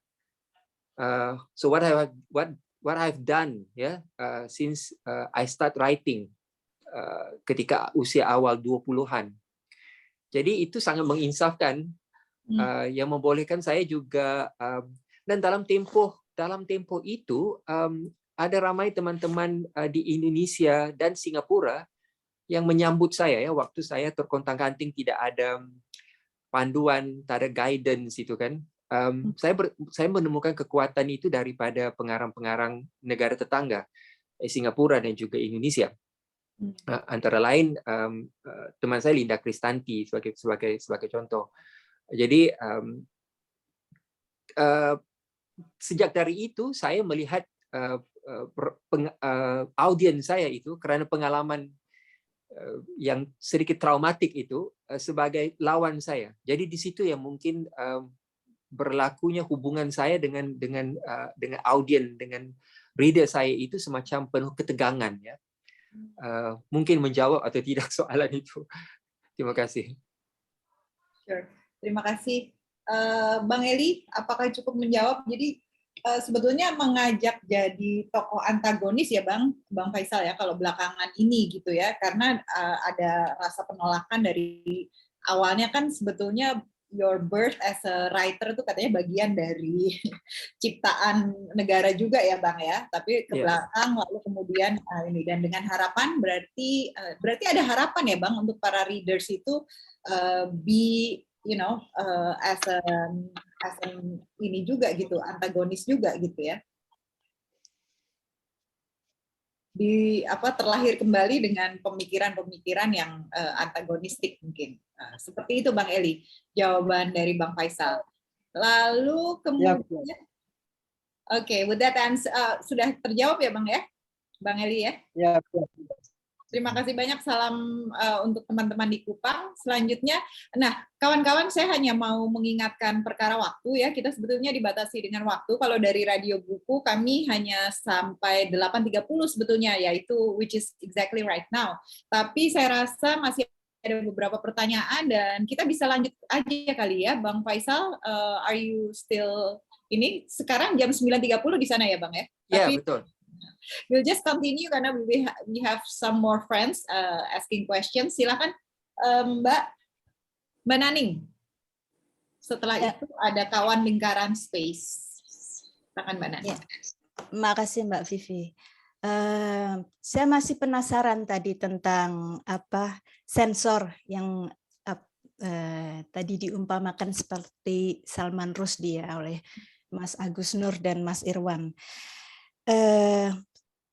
Saat menulis, di sini saya yakin banyak penulis juga, bagaimana mengatasi atau melampaui ketakutan itu. Karena kita mungkin punya banyak ide-ide gila, kepengen nyindir ini, agama atau pemerintah, tetapi ada orang-orang yang harus kita jaga, misalnya keluarga. Misalnya nanti ada impact ke keluarga dan sebagainya. Bagaimana melampaui ketakutan itu? Tipsnya itu, Bang.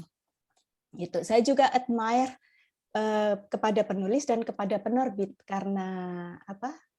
Tentu hal yang kontroversial ini dibenci atau dicintai gitu. Ya, gitu aja. Mbak Vivi, saya agak jelasin dikit boleh ya soal Salman Rushdie itu? Sure. Silakan. Oke, gini agar tidak salah paham. Maksudnya bukan pada gaya atau style atau mungkin bahwa kemudian mengacu pada Salman, tapi pada positioning tadi soal censorship, cara memprovokasi kayak gitu. Misalnya tadi bagaimana dengan sadar Faisal menggunakan banyak khasanah literer dunia bahkan ya. Dari George Orwell kita melihat gaya-gaya segala macam. Dia tidak sedang memuja atau apa, tapi justru semacam berdialog kreatif. Bahkan seringkali mungkin dengan gaya meledek kayak gitu. Nah, posisi-posisi ini tuh membuat ini punya gaya yang provokatif yang pada konteks Malaysia seperti saya tahu konteksnya misalnya bagaimana sensor lebih keras dari Indonesia gitu. Saya di Indonesia nulis penis atau vagina orang sudah biasa sejak tahun Khairil gitu sudah banyak kalimat-kalimat yang provokatif. Tetapi di Malaysia tidak mungkin misalnya pada puisi-puisi seperti tahun 80-90 itu misalnya tema-tema estetisme religius itu pemujaan pada Tuhan sebagai satu yang khalik gitu, yang indah, yang memang dipuji. Tapi di sini Tuhan bisa tidak diledek, tapi punya kemungkinan lain, dan itu menjadi mungkin karena Mas Faisal menggunakan teknik narratologi yang variatif gitu.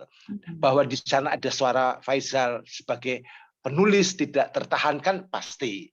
Jadi, netral sebagai penonton ketika melihat karakternya ada satu komentar. Tapi kekayaan suara itu, kekayaan perseptif yang membuat kita terprovokasi sebagaimana Rushdie kadang memprovokasi kita terhadap hal-hal tertentu. Cara itu sih ya, bukan pada gaya dalam, tapi positioning Faisal pada konteks Malaysia dan suara yang polifonik itu. Makasih. Siap. Makasih Mas. Ini sangat jelas ya Mas ya. Oke, kembali ke Mbak Naning dulu sebelum ini. Jadi tadi kalau Bang Faisal mau menanggapi Mbak Naning, lalu mungkin penjelasan dari Mas Agus tadi. Silakan Bang Faisal. Ya, itu soalannya tadi tentang bagaimana ya keluarga ya. Ya, keluarga juga itu kan readers kan. Family members also they read kan. Jadi tentu saja mereka juga ada tanggapan-tanggapan tertentu terhadap idea-idea atau tulisan yang kita sampaikan. Jadi itu lapis pertama yang perlu kita hadapi, that we need to face before the society, before general public, ya, ataupun the bigger readers. Jadi sama ada kita menjadikan family itu parameter ataupun sekatan, ya. Itu satu challenge yang saya pikir semua writer hadapi, ya. Ada pengarang yang akan ada assistance, akan ada bantuan ataupun dorongan daripada keluarga. Ada juga yang tidak, ya. Jadi bagaimana kita menyikapi apa yang our family members itu kemukakan itu. Jadi di pihak saya selalunya saya mengambil sikap itu, ini teritori saya, ini wilayah saya, untuk saya menulis, untuk saya express apa yang saya harus nyatakan. Itu karena juga family member saya juga sudah paham bahwa saya itu kan adalah juga aktivis human rights itu. Jadi mereka sudah sangat tahu bahwa saya punya sikap tertentu tentang freedom of expression, ya, tentang censorship, ya, tentang dissenting voices, ya. Jadi selalunya saya ditinggalkan gitu. Jadi ya tanggung sendiri gitu. Jadi itu sikap dengan keluarga ataupun dengan readers yang dekat dengan kita, yang close to us, ya. Juga saya pikir untuk membolehkan kita menulis sesuatu yang sedikit lain mungkin adalah dengan menanggalkan ambition, yang menanggalkan ambisi, ya. Itu karena setiap orang itu kan ada ambisi tertentu, kan. Jadi kalau sudah tulis novel yang pertama, akan memikirkan untuk tulis novel yang kedua, novel ketiga, akan ada ambition yang tertentu. Jadi di pihak saya itu karena selepas 25 tahun menulis itu dan sudah dilarang terlalu banyak, ya, dan disudutkan, dipinggirkan, being a marginalized writer in a way, saya mengambil sikap itu untuk menanggalkan ambisi. Jadi sudah tidak ada ambisi lagi, dan mungkin karena saya sudah mengenepikan ambisi itu, cita-cita itu, mungkin karena itu juga saya tidak punya kekhawatiran untuk menulis sesuatu, ya. Mungkin, ya, walaupun sebenarnya manusia tetap kan akan ada kekhawatiran gitu kan, akan ada rasa fear dan sebagainya. Jadi semacam itulah, ya. Terima kasih. Terima kasih Bang Faisal. Cukup menjawab buat Mbak Naning? Iya, sebenarnya nyambung juga tadi yang ditanyakan oleh Mbak Naning dengan yang kemudian disampaikan Mas Agus gitu. You stand up to censorship gitu, ya. Dan even though you said that sudah meninggalkan ambition, tapi I think ambisi Abang untuk menyampaikan atau menyuarakan pemahaman dan ideologi Abang, that's another ambition sebetulnya, Bang. Jadi mungkin ya ambition untuk popularity dan lainnya tuh kita kesampingkan, because you know that you're gonna be marginalized anyway gitu, ya. Tapi being there, voicing your thoughts dan ideology is another ambition, saya rasa. And I think that's very admirable gitu. Sangat sangat dikagumi. Oke, silahkan Kakak Lingkaran dengan ID Lingkaran Space, if you have questions. Kalau ada pertanyaan, silahkan. Halo, selamat malam. Perkenalkan, saya Prima Hidayah. Pertanyaannya gini, sebelumnya saya sudah selama COVID belum membaca novel sama sekali, dan pertanyaan ini menentukan apakah saya akan membaca novel lagi atau tidak, terutama Koro. Jadi memunculkan banyak tokoh dan plot yang melompat-lompat, kata Mas Agus tadi. Nah, novel ini lebih mirip karena tadi juga disinggung Kunto Wijoyo oleh Mas Faisal, lebih mirip ke impian-impian Amerika atau khotbah di atas bukit. Pertama itu. Kemudian kedua, saya belum membaca buku Koro tentu saja karena saya belum membaca novel selama pandemi. koro kan ketakutan alat kelamin mengecil dan menghilang kan sebenarnya, dan penderitanya kemungkinan besar di lingkungan Asia. Dan sebenarnya tak pikir-pikir itu penyakit modern deh. Itu sindrom modern karena sebelumnya di 200 atau 100 tahun sebelumnya ketika Majapahit dan Hindu Buddha merajai Nusantara, kita punya simbol-simbol semacam yoni dan lingga yang dipertontonkan di mana-mana menjadi prasasti. Gimana fakta koro sebagai penyakit modern ini? Apakah pertanyaannya apakah koro memang penyakit modern atau bukan? Itu saja. Terima kasih. Terima kasih Mas Prima. Mas Prima dari Jogja, Solo, Indonesia. Dari Indonesia, dari Probolinggo. Oh, Probolinggo. Soon, Mas. Bang Faisal, you get the questions? Ya, koro itu satu penyakit yang sebenarnya universal ya. Kalau di Singapura itu pernah berlaku, dakwaannya pernah berlaku tahun 1967. Juga ada dakwaan juga kasus yang sama itu berlaku di Indonesia, di Makassar ya, dalam kalangan orang Bugis katanya. Kemudian itu di Afrika juga itu dihubungkan dengan penyakit koro, tapi itu dihubungkan dengan sihir, yaitu orang yang mencuri penis. Ada dukun, ahli sihir ya. Di India juga berlaku ketakutan-ketakutan itu. Jadi apakah penyakit koro itu juga dalam kalangan orang Cina juga ada ya, Shokyung katanya. Jadi apakah penyakit koro itu penyakit yang modern ataupun penyakit yang kuno? Saya sempat waktu membuat novel ini itu berkenal dengan beberapa orang psikiatris, antaranya ada juga seorang teman yang juga pakar sakit jiwa. Ya, sebenarnya penyakit koro itu adalah penyakit sakit jiwa kan, yang membayangkan itu alat kelaminnya itu kecut ataupun menghilang ya. Jadi untuk itu saya perlu menghadirkan persoalan jiwa itu dan dihubungkan dengan karena itu menurut saya itu penyakit koro ini sangat menarik ya, karena ia mempunyai komponen misterinya itu, komponen kejiwaannya ya, sainsnya, itu juga ada psikologinya. Jadi ia menjadi suatu tarikan atau elemen yang sangat penting untuk sebuah produk creative writing ya, untuk sebuah produk sastra, sama ada ia novel atau apa. Jadi sejak 2008 pertama kali saya menemukan penyakit koro ini, saya sangat tertarik sehingga saya menghimpunkan banyak tulisan-tulisan atau riset tentang koro.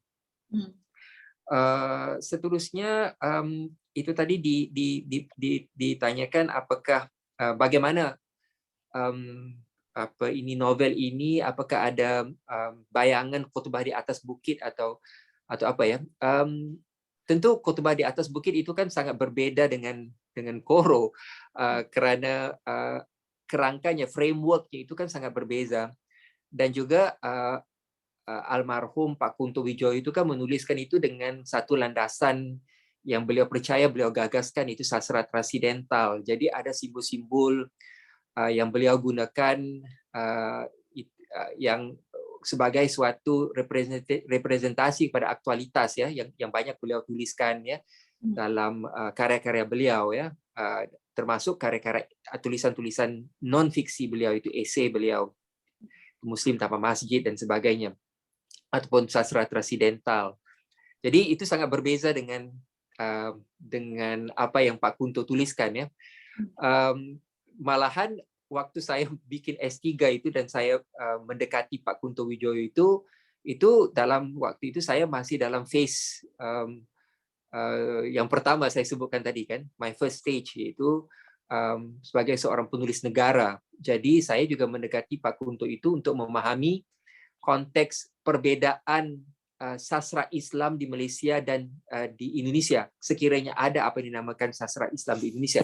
Itu saya tulis sebuah buku ini hasil daripada S3 saya, itu jadi sebuah buku akademik ya tentang sastra Islam Malaysia dan Indonesia. Jadi untuk memahami bedanya itu. Jadi selepas banyak tahun ya, itu ditulis waktu 2009-2010 itu S3 saya itu, buku akademik ini, sudah tentu sudah ada 1 dekad berlalu, saya sudah menjarakkan diri daripada tanggapan-tanggapan saya terhadap ataupun sastra Islam. Malahan kalau dibaca Qoro itu ada sikap-sikap saya yang lain terhadap suara-suara ataupun gagasan fundamentalisme. Jadi sama sekali berbeda. Ya. Baik. Mungkin saya nambahin, Mbak Vivi. Monggo. Ini penting. Gini, tadi seperti ada karena banyak suara sesungguhnya. Apakah pertanyaan Qoro ini penyakit modern atau enggak? Seperti Faisal jelaskan, Mas Faisal terlihat betul mencoba menggali sejarah. Bahkan pada misalnya pernyataan, bahkan soal penis, soal kelamin, soal syahwat atau apa, itu ketika Islam masuk, ketika Raja Nusantara Islam masuk itu kan dipotong penisnya gitu. Ada sumber kayak gitu kan. Ada bagaimana di sini karena banyak suara, apakah seperti kata istri diktator gitu, penguasa itu yang percaya sihir, apa yang saintis seperti tokoh ilmu apa dokter gitu.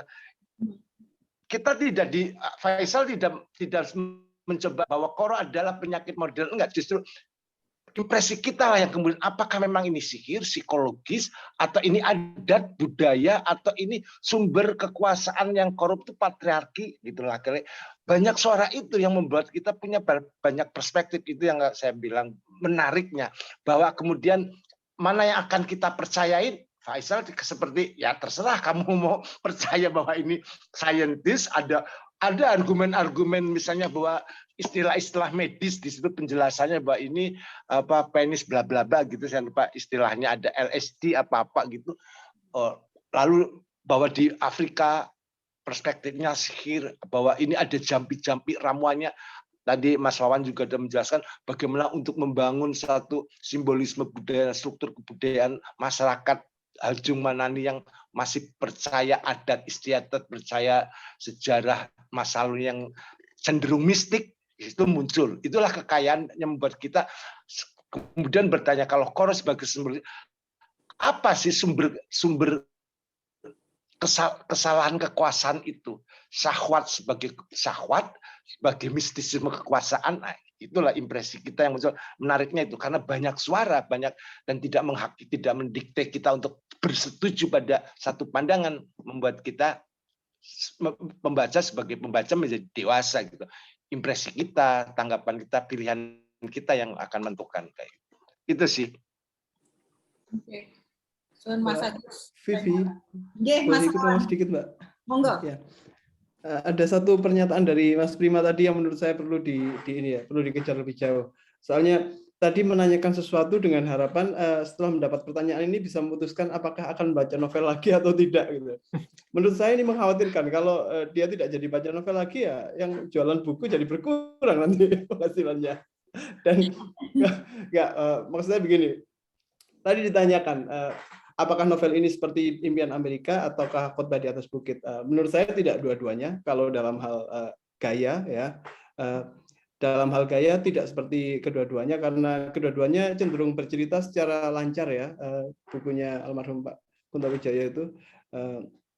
Tapi kalau untuk novel Qoro ini, kalau saya boleh membandingkan dengan penulis yang lain ya, mencari kemiripan-kemiripannya. Salah satu bagian dari novel Qoro ini, terutama yang sempat ditulis awalnya dalam bentuk The Qoro Report yang diterbitkan di Mekong Review itu, kalau kita membaca itu sangat terasa seperti salah satu cerpennya Jorge Luis Borges. Jorge Luis Borges, penulis Argentina itu kan suka sekali menggunakan fakta sejarah dan kemudian atau mungkin salah satu pandangan filsafat, ataupun mungkin juga deskripsi tentang suatu alam, dan kemudian memelintirnya, membaliknya seolah-olah itu terjadi di sebuah negara yang nyata, padahal itu tempat yang dibuat gitu loh. Jadi itu yang menurut saya kalau boleh mencari kemiripan itu. di bagian ketika seorang psikiater melaporkan telah merawat seorang raja yang mengalami penyakit ini, itu kita dibawa ke sebuah dunia di mana ada sebuah kerajaan yang rajanya bernama ini, yang bukan raja ya, pimpinannya bernama ini dan menderita penyakit ini, dan saya rawat ini dengan metode keilmuan saya. Jadi itu kalau ingin mencari kemiripannya, ada sesuatu yang mungkin berbeda dengan Pak Kuntowijoyo, dan justru kemiripannya bisa ditemukan salah satunya di Jorge Luis Borges tadi. Semoga Mas Prima jadi baca novel lagi ya setelah ini ya. Itu dia ucap terima kasih itu. Jadi Ya udah Mas Prima udah ngetik di chat. Terima kasih banyak Pak Ahmad. So I think kesimpulannya Mas Prima akan meneruskan novel, dan the first novel that you're going to read adalah Koro untuk tahun 2022. Menarik banget. Teman-teman, sebetulnya kita akan batasi waktu sampai 10 menit lagi, boleh begitu ya Mas ya, sampai jam 9. So if there is any other questions, ada pertanyaan lain dari teman-teman gitu ya. Saya pengen ngundang juga mungkin dari Mas Wawan ataupun Mas Agus nih yang tadi udah sempat disampaikan, karena pembedahnya adalah kebetulan cowok-cowok semua nih, laki semua ya. Tadi Bang Faisal sempat bilang dan mengakui sendiri bahwa buku ini erotis gitu ya, bisa dibilang, atau some people might see it as erotic gitu, dan penggunaan kata-katanya mungkin kalau di Netflix akan ada tulisannya tuh explicit content gitu, kalau di Spotify explicit content, terus ada kurang lebih seperti itu. What do you guys think ya untuk mas-mas di sini, Mas Agus dan Mas Wawan, menempatkan diri sebagai pembaca perempuan yang saat ini di diskusi kita belum terwakili gitu ya. Kira-kira apa nih, what would a woman reader find gitu dari buku ini? Kalau dari sudut pandang perempuan, Mas Wawan dan Mas Agus silakan. Pertama-tama mohon maaf ya, saya tidak akan mungkin bisa membayangkan diri saja sebagai perempuan. Sure. Ya. Tidak akan bisa lah. Tapi kalau saya perempuan ya, membaca buku ini dan melihat otoritas laki-laki ini diserang, dibuat mengkerut, dibuat tidak lagi memiliki otoritas, dan di bagian akhir kita lihat seperti apa kejadiannya. Tidak akan saya spoiler ya. Mungkin di bagian akhir seorang perempuan akan surak hore begitu ya. Seperti melihat film-film Hollywood sekarang ya, di mana karakter-karakter perempuan itu akhirnya menonjol seperti di Avengers yang Infinity War gitu ya. She's got a friend. Ketika seorang prajurit perempuan bertarung terus ditemani perempuan yang lain, itu kan sangat menyenangkan gitu ya. Terus di Power Girls atau lain-lain sebagainya, rata-rata semua cerita sekarang membawa itu ya, membawa semangat bahwa perempuan bisa bertarung ditemani perempuan yang lain. Nah, di novel ini menurut saya itu didapatkan, plus melihat laki-laki mengkerut itu semacam ini waktunya ini. Perayaan ya buat perempuan ya. Oke, jadi terwakili juga ya pembaca. As you said, mungkin Mas Wawan nggak bisa mewakili perempuan atau sepenuhnya menempatkan diri di posisi pembaca perempuan, but you would expect atau berharap dan menduga bahwa perempuan mungkin akan girang hati gitu dengan certain elements of the novel. Yang kita nggak bisa spoiler ya Mas ya, nggak akan spoiler ya. Yes. Kalau ngelihat dalam perspektif feminisme gitu, kajian itu, justru novel ini kan memang kritik pada patriarki, sure, pada laki-laki, pada perspektif itu gitu ya. Bahkan kalau misalnya tidak sebagai pembaca perempuan pun gitu, kita melihat semacam suara tersembunyi atau sikap yang bahkan kadang eksplisit bisa kita rasakan gitu pada dialog, kalau lewat dialognya gitu, sebagai sikap misalnya jangankan pada perempuan, pada waria, pada transgender. Faisal si penulis ini sangat banyak pada LGBT, pada the other gitu, pada yang lian gitu, yang lain, yang orang yang berbeda, tentang pluralisme gitu. Itu pada misalnya kritik pada estetisme, formalisme agama gitu, yang Ustadz Wahadi gitu terperasan betul. Bahkan misalnya kayak tadi, kalau bahwa penggambarannya mungkin tidak sebagaimana perempuan menggambarkan perspektif seksualitas perempuan, mungkin itu kan memang problem penulis laki-laki ketika menulis seksualitas dalam sudut pandang perempuan. Itu hanya dalam teori hanya perempuan yang bisa menceritakan. Tetapi ini sikap atau pilihan sudut pandang penulis ini dalam melihat bahwa sumber kekacauan adalah patriarki laki-laki yang disimbolkan sebagai feminisme, sebagai penisme gitu. Itu sangat terasa pasti. Ya emang kalau saya jadi peran, ya emang kok dunia itu sumber masalah dunia itu memang laki-laki yang bangsat. Bukan saya ngomong ya. Mungkin Mbak Bibi saya tambah sedikit. Saya itu generasi kedua.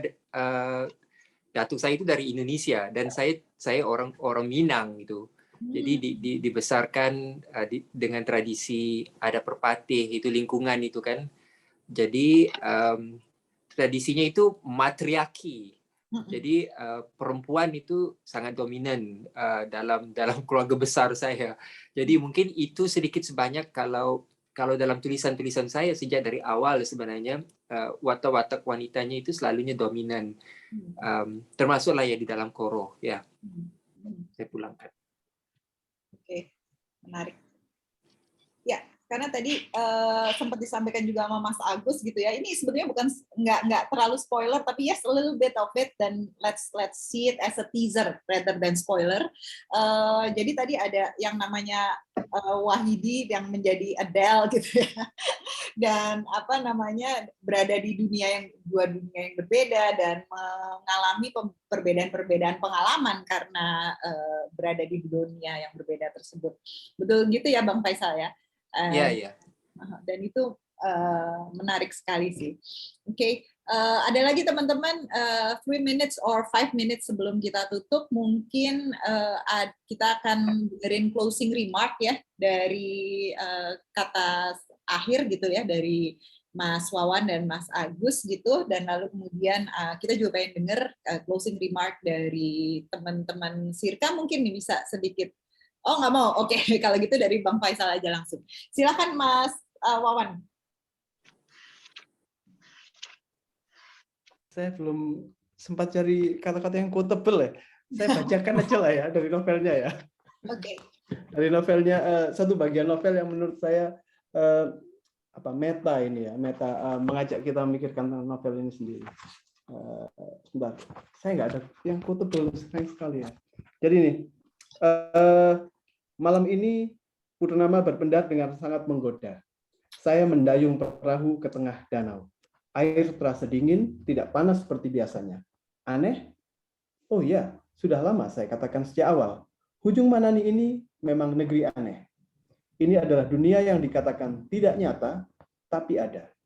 Ingin dikatakan nyata, ia sebenarnya adalah dongeng. Itu saja dari saya. Selamat membaca. Mantap. Terima kasih. Oke, Mas Agus, gimana Mas Agus? Ada bagian yang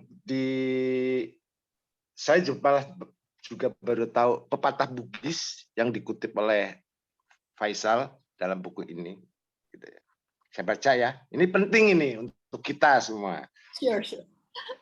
Sebenarnya dia teringat pakan gelar padulung daeng matimung kareng sadongem. Bagi saya, gitu, sebuah pepatah Bugis lama mengacaukan pikiran saya. Kuasai sesuatu lewat 3 cara, yaitu ujung lidah, ujung kemaluan, dan ujung badik. Lidah itu paling ada dua interpretasi saya. Lidah dalam pengertian politis berretorika, juga lidah dalam pengertian seksualitas, kemampuan mengeksplorasi seksualitas. Terima kasih. Seru banget. Aduh, gue yakin banget ya para teman-teman yang hadir udah semakin penasaran banget sama novel Koro dan kepingin banget langsung segera baca. Udah bisa didapati segera juga kan ya, Mas Tia ya? Nanti kita mohon ditulis di chat mungkin cara teman-teman pesen gimana gitu ya. Silakan. Thank you banget Mas Agus. Kita dengerin closing remark dari Bang Faisal ini. Sekalian silaturahim nih ya acara ini antara penulis atau sastrawan dari Indonesia dengan Malaysia. Senang banget dengan kehadiran Bang Faisal. Silakan Bang Faisal dengan closing remark-nya. Tidak ada closing remarks. Cuma saya terima kasih dengan Mas Wawan, Mas Agus, juga Mas Tia kerana penerbit Sika sudi untuk menerbitkan Koro. Juga untuk Mbak Viviani yang sudi untuk moderate pembaca-pembaca Indonesia. Ini sebenarnya buku kedua saya di Indonesia. Yang pertama itu di Bentang dengan judul Lelaki yang Membunuh Kenangan.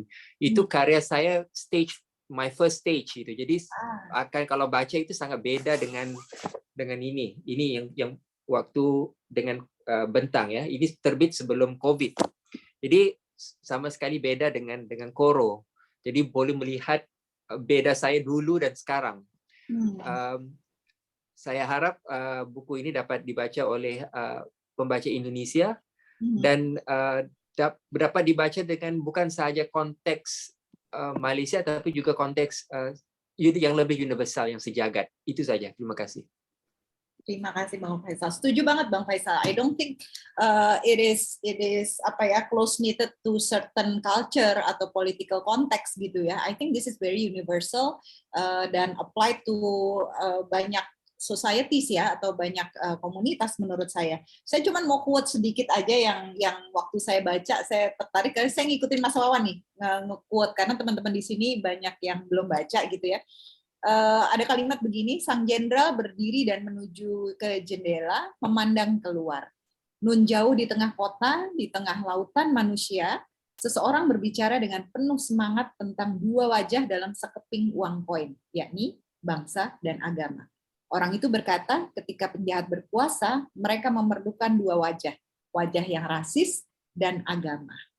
I think this is very relevan dengan kehidupan saat ini gitu ya. Terima kasih banyak untuk pembedah Mas Wawan dan Mas Agus, luar biasa tadi dengan pengalaman kalau Mas Wawan dari akademisnya juga maupun sebagai esais dan Mas Agus kita kenal sangat tersohor sebagai penulis yang prolific juga gitu ya. Sudut pandang mas-mas berdua sangat luas dan semakin menarik kami gitu ya sebagai pembaca awam untuk lebih jauh membaca novel Koro ini, teman-teman. Terima kasih banyak Bang Faisal. Selamat malam buat teman-teman, Mbak Naning, Mas Prima, kemudian Mbak Iren dan yang lain Mas Bambi yang masih hadir di sini. Terima kasih banyak untuk waktunya. Saya serahkan kembali ke teman saya, baik Mas Faisal. Faris, sorry kok Mas Faisal. Mas Faris dari Radio. Kalau Mas Faisal tadi yang sudah berbicara banyak soal perspektifnya dalam menulis ya. Ya, terima kasih banyak.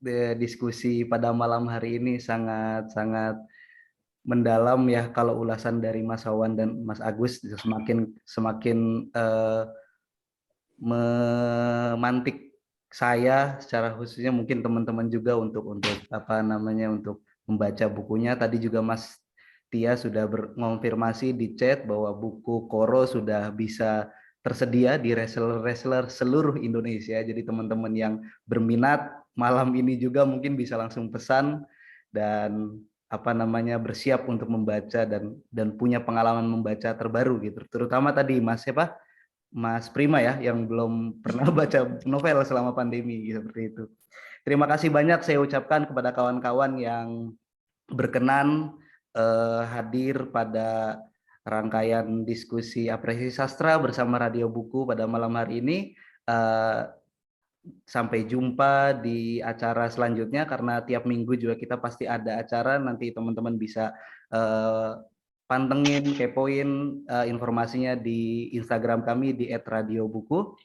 Terima kasih juga saya ucapkan ke Mbak Vivi, Mas Agus Nur, Mas Wawan, dan tentunya Bang Faisal Tehrani yang sudah berkesempatan hadir pada malam hari ini.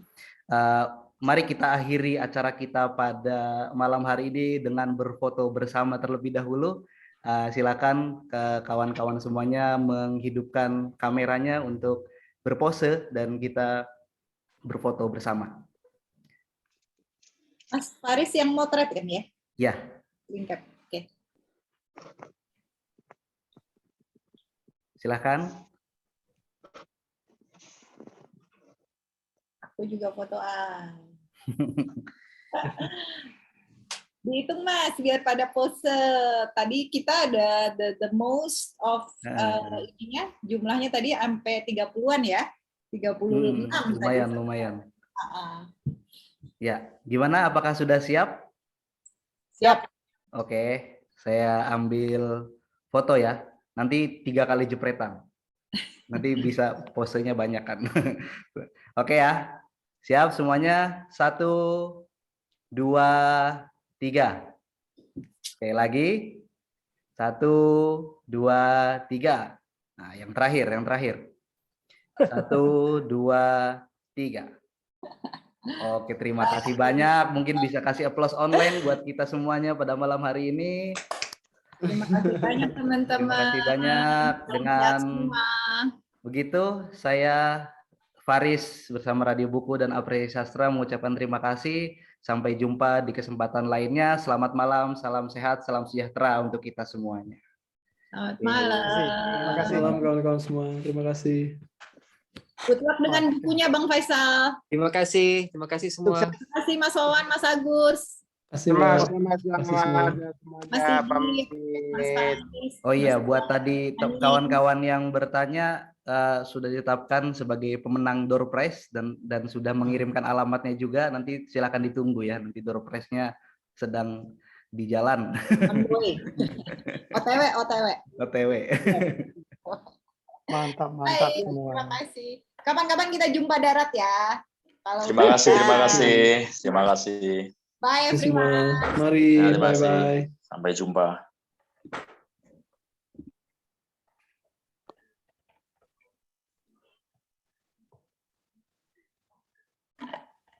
Wah, minum dulu. Haris ya. Mohon maaf ya, Mas Sigit. Ya Bang, bagus. Iya, banyak ini tadi agak bener-bener ngeblank dan agak telat gitu direkamnya. Ini saya matiin dulu ya rekamannya. Oke.